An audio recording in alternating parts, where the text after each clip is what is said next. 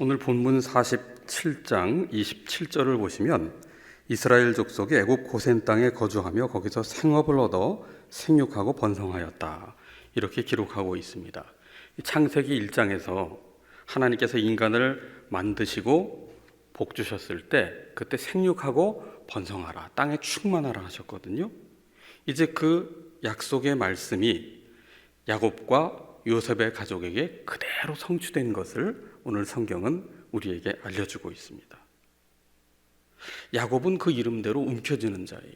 근데 이 움켜쥐는 자, 모든 복을 자기가 다 거머쥐었다, 장자권뿐 아니라 장자의 축복까지도 내가 아버지를 속여서 거머쥐었다고 여겼을 때 그는 오히려 형 에서가 죽이러 달려드니까 결국 처량한 도망자 신세가 되고 말았습니다.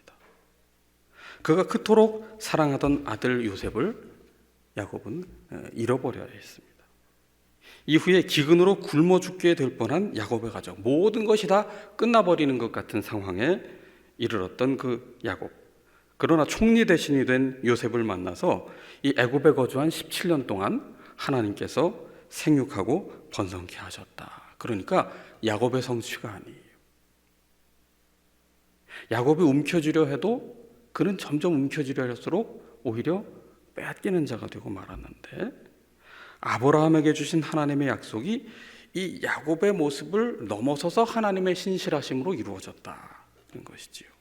이것을 야곱은 자신의 입으로 고백합니다. 48장 4절 말씀, 내게 이르시되 내가 너로 생육하고 번성하게 하여 네게서 많은 백성이 나게 하고 내가 이 땅을 네 후손에게 주어 영원한 소유가 되게 하리라 하셨다. 언제요? 창세기 28장에 들판에 도망자 신세가 되었을 때 루스에서 하나님이 야곱을 만나 주셨거든요. 이걸 지금 요셉에게 야곱이 기억하며 말하고 있는 거예요. 지금까지 지내온 삶을 돌아보니 하나님께서 내게 약속하신 그 말씀이 하나도 땅에 떨어지지 않고 다 성취되었다. 아들아 요셉아, 너는 이 말씀을 기억하라는 거지요. 그리고 5절, 48장 5절에 보시면 내가 애굽으로 와서 네게 이르기 전에 애굽에서 네가 낳은 두 아들 에브라임과 므낫세는 내 것이라. 양자 삼겠다고 말합니다. 야곱이 루벤과 시므온처럼 내 것이 될 것이다. 그래서 결국 12지파에 이 에브라임과 므낫세가 속하게 되지 않습니까? 야곱은 이렇게 변화되었습니다. 내 생각, 내 뜻, 내 계획에 따라 움켜쥐던 인생에서 이제는 하나님의 언약을 기억하고 하나님의 약속이 실현될 것을 믿는 자로 살아가게 된 것이지요. 야곱은 강함의 상징이에요. 움켜쥔 인생으로 태어날 때부터 그렇게 손에 쥐었던 사람의 표상이고 빠른 성공의 표상입니다. 그러나 들짐승처럼 광야 한복판에서 잠을 청해야 할 만큼 그렇게 쫓기는 처량한 신세가 되어 가장 낮은 자리, 홀로 있는 들판, 아무도 도움이 될 만한 그런 힘이 없는 그곳에서야 비로소 야곱은 인생의 약함을 발견하게 되지요. 자신의 어떤 지략과 방법을 쓴다 해도, 천하의 야곱이라 해도 그의 모든 처세가 전혀 통하지 않는 상황, 바로 그곳에서 하나님의 음성을 듣게 되고 하나님을 하나님으로 처음 예배하게 됩니다. 그때 야곱이 들었던 음성, 창세기 28장에 기록되어 있는데, 하나님의 약속을 너를 통해 이루고 떠나지 아니하실 것이다. 그래서 창세기 28장 16절에 보시면 야곱이 잠이 깨어 이르되 여호와께서 과연 여기 계시거늘 내가 알지 못하였도다. 그렇게 고백을 하지요. 그때까지 야곱이 하나님을 전혀 몰랐을까요? 아니, 수없이 아브라함 그리고 이삭의 하나님에 대하여 듣고 또 들었을 겁니다. 그러나 야곱의 귀에는 하나님의 음성이 전혀 들리지 않았어요. 왜냐? 욕망이 가득 차 있었기 때문에, 자아가 가득 차 있었기 때문에, 나의 뜻, 나의 계획, 나의 시간표가 빼곡하게 들어차 있었기 때문에 하나님의 말씀이 들어올 틈조차 내주지 않았어요. 그럼 가장 큰 인생의 비극은 뭡니까? 성취를 이루지 못한 것이 아니에요. 하나님의 말씀이 들려지지 않는 것. 그 사무엘의 시대, 그 엘리 제사장의 시대가 비극이었던 이유는 바로 하나님의 말씀이 들리지 않았기 때문 아닙니까? 비로소 가장 낮고 가장 약한 자리에, 비참한 자리에 처했을 때에야 야곱이 더 이상 움켜쥐어서 되지 않는다는 사실을 그 들판에서 인정할 수밖에 없는 처지가 되어서야 비로소 하나님의 음성이 들리게 된 것이죠. 그는 외삼촌 라반의 집에 들어가 일하면서 품삯도 제대로 받지 못합니다. 더 큰 속이는 자를 만나서 이 야곱이 속임을 당하는 처지가 돼요. 그토록 마음에 흠모하던 라헬을 기다려도 얻지 못하고 또 7년을 더 기다려야만 했습니다. 그래서 야곱은 애굽에 돌아와 애굽으로 들어와서 이제 요셉을 만난 후에 바로 왕을 대면했을 때 그의 인생을 한마디로 뭐라고 표현합니까? 험악한 인생이었다고 표현하고 있어요. 47장 9절로 가보겠습니다. 47장 9절로 가시면 바로 앞에서 이렇게 말을 하고 있어요. 야곱이 바로에게 아뢰되 내 나그네 길의 세월이 130년이니이다. 내 나이가 얼마 못 되니 우리 조상의 나그네 길의 연조에 미치지 못하나. 어떤 세월을 보냈다고요? 험악한 세월을 보내었나이다. 야곱이 인생을 돌아보니 딱 한마디로 요약하면 험악한 인생이라는 거예요. 잔꾀와 속임수와 처세의 달인입니다. 야곱은 자기 지혜와 자기 힘을 의지해서 축복을 가로챘어요. 그런데 복은커녕 고향을 떠나는 방랑자 신세가 됐습니다. 그토록 흠모했던 라헬, 베냐민을 출산할 때 라헬과 사별하게 되지요. 사랑하는 딸 디나가 세겜 사람에 의해 추행을 당하고 시므온과 레위가 피해 보복을 하고 르우벤이 빌하와 동침하는 정말 상상하지 못할 일들을 경험하게 됩니다. 자기 눈에 사랑스러운 것을 하나님의 뜻보다 앞세워서 요셉을 그토록 편애를 하지요. 결국은 어떻게 됩니까? 이로 인해서 한 가정의 배다른 형제 간에 살인의 버금가는 끔찍한 일이 벌어지지 않습니까? 요셉을 죽이려다가 요셉을 노예로 팔아버리지요. 이런 고난의 과정을 통해, 이런 험악한 인생의 여정을 통해서 야곱은 어떻게 돼요? 점점 믿음의 사람으로, 움켜쥐던 사람에서 이제 하나님께 붙들린 사람으로 변화되어 갑니다. 하나님을 배우는 자로 변화되는 거지요. 그래서 야곱이 움켜쥔 복이 아니라 하나님께서 성취하시는 복이 진정한 복이라는 사실을 야곱이 삶 속에서 체득하게 됩니다. 그런 천하의 야곱, 그도 결코 바꿀 수 없는 현실을 마주하게 되는데, 오늘 본문 47장 28절과 29절 앞부분을 보시면 이렇게 설명하고 있어요. 야곱이 애굽 땅에 17년을 거주하였으니 그의 나이가 147세라. 29절 앞부분에 이스라엘이 죽을 날이 가까움에 그의 아들 요셉을 불러 그에게 이르되, 야곱이 나이 147세가 되어 이제 죽을 날이 가까웠다. 야곱도 피해갈 수 없는 현실, 죽음이라는 현실 앞에 놓이게 됩니다.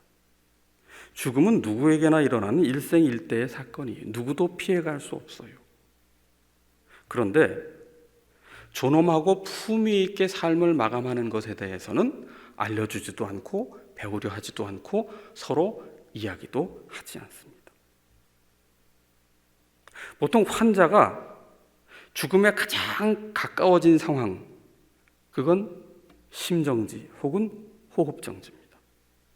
그때 우리가 잘 아는 심폐소생술을 해요. 그런데 이건 의료적으로 보면 잠깐 환자의 상태를 되돌릴 수는 있겠지만 이건 생존과는 거리가 먼 일입니다.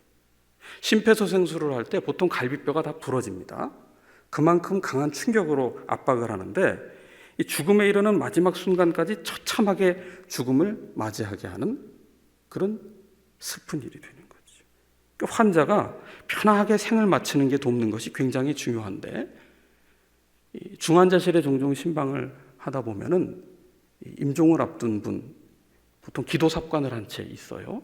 심폐소생술에 의해 기도삽관을 하는데, 이 기도삽관을 할 때 이 맨정신으로 기도삽관을 하면 너무 고통이 크니까 다량의 진정제를 투입한다고 합니다.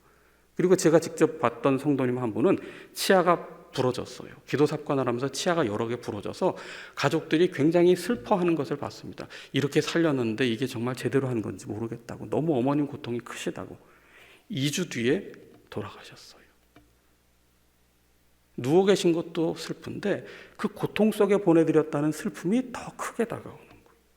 의료기술의 발달로 우리가 착각하는 한 가지가 있어요. 현대의학이 마치 죽음도 치료 가능한 영역에 있는 것처럼 우리가 착각하고 있다는 거예요.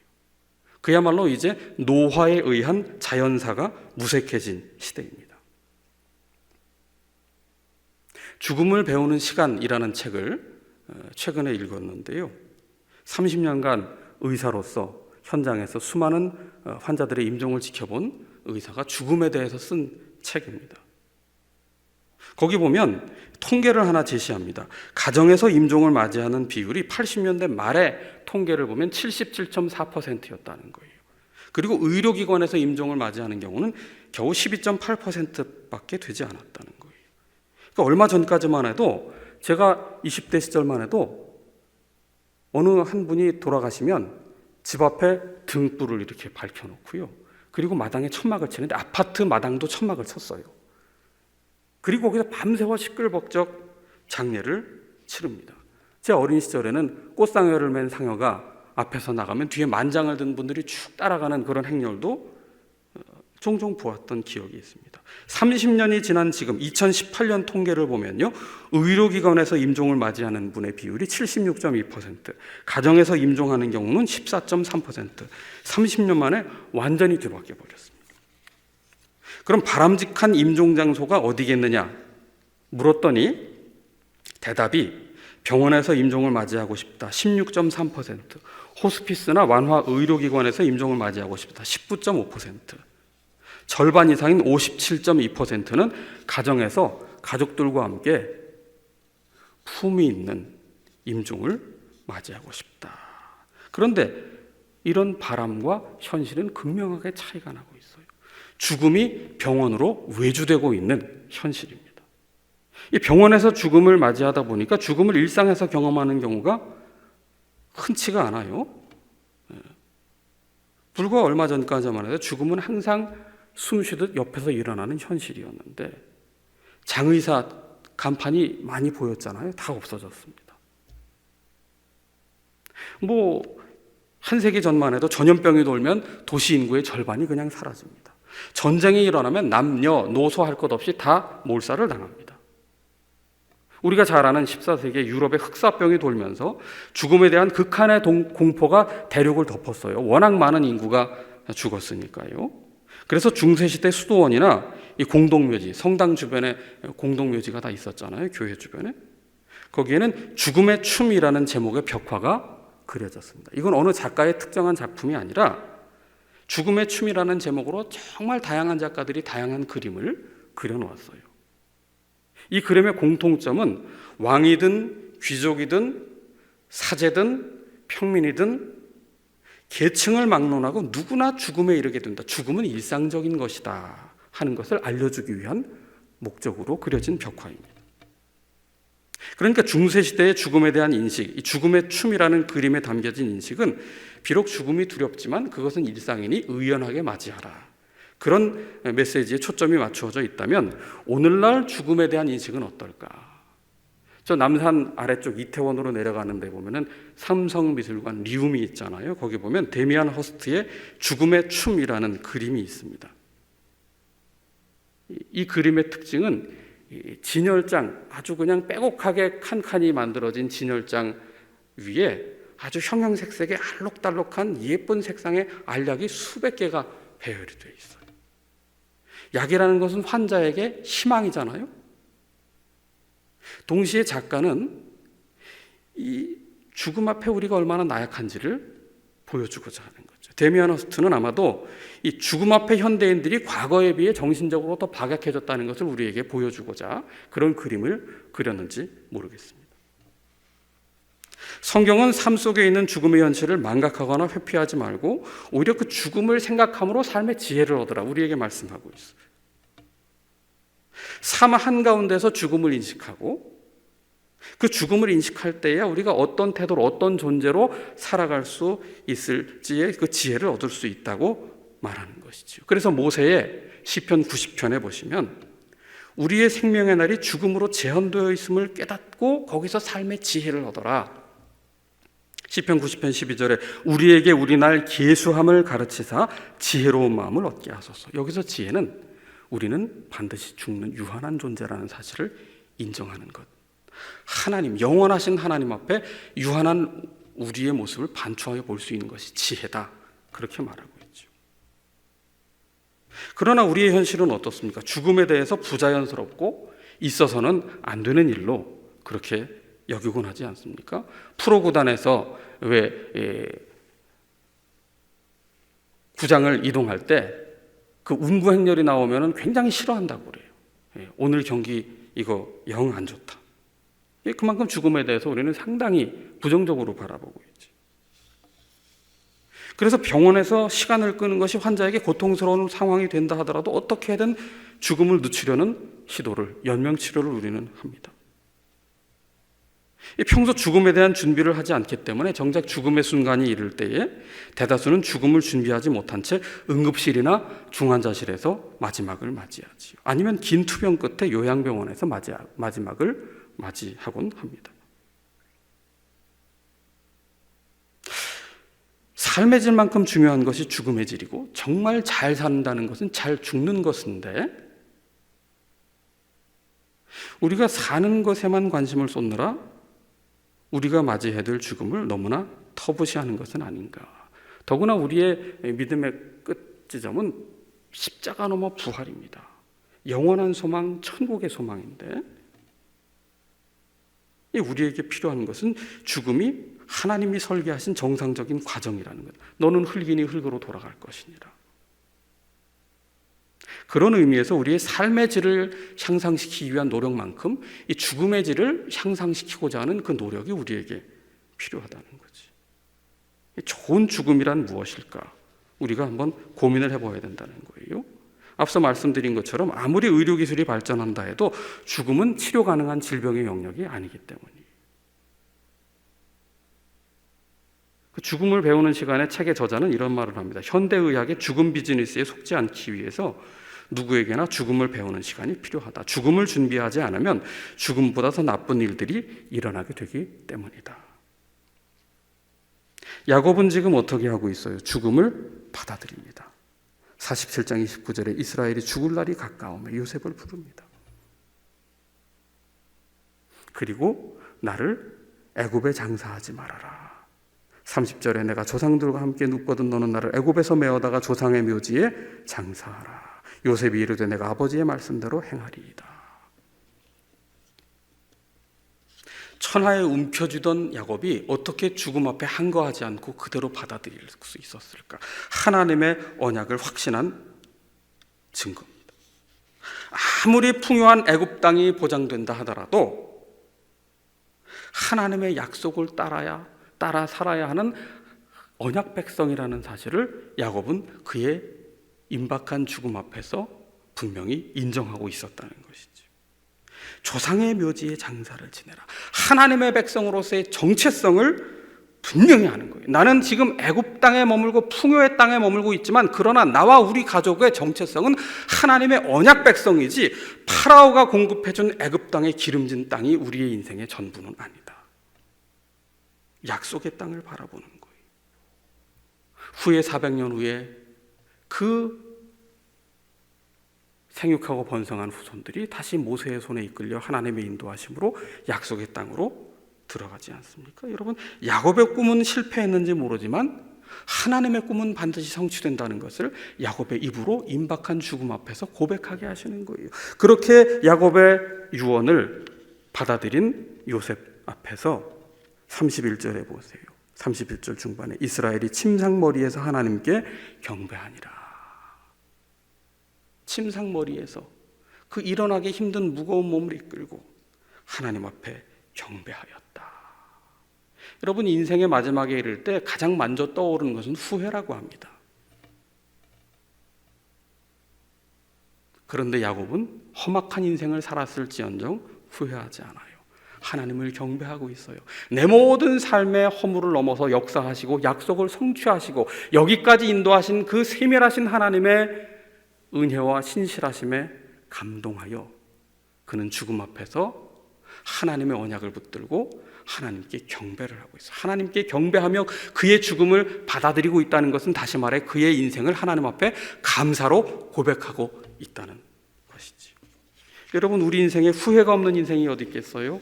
그러나 그 마지막 하나님의 부름 앞에서 하나님을 기꺼이 높여 경배하며 감사로 우리의 삶을 마칠 수 있다면, 여러분, 그것처럼 귀한 삶, 그것처럼 복된 죽음이 또 어디에 있겠습니까?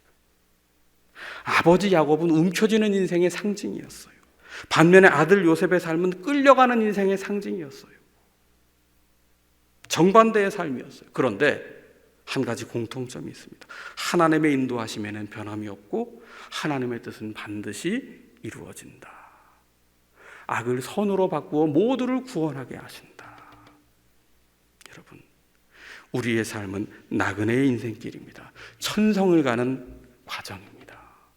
오늘 우리의 삶의 유한함을 고백하며, 그러나 그것이 막연한 두려움이 아니라 하늘 가는 밝은 길임을, 하나님의 신실하심으로 우리의 삶을 인도하셨다면 우리의 죽음까지도, 아니 죽음 너머까지도 하나님께서 그 언약대로 신실하게 인도하시며 마침내 우리의 모든 삶을 후회와 실수를 넘어 복으로 바꾸시는 그 하나님이심을 고백하며 하나님과 끝까지 동행하는, 죽음 너머까지 동행하는 우리의 삶이 되어야 하겠습니다. 기도합시다. 하나님, 우리의 생도, 우리의 호흡도, 우리의 삶 이후까지도 하나님이 주장하심을 믿사오매, 움켜쥐던 야곱이 그의 죽음 앞에서 하나님을 경배하며 하나님의 약속을 기억하며 그 신실하신 하나님께 모든 것을 맡기며 후회 없는 인생 감사함으로 하나님께 드린 것처럼 유한한 인생길, 하나님의 신실하심만이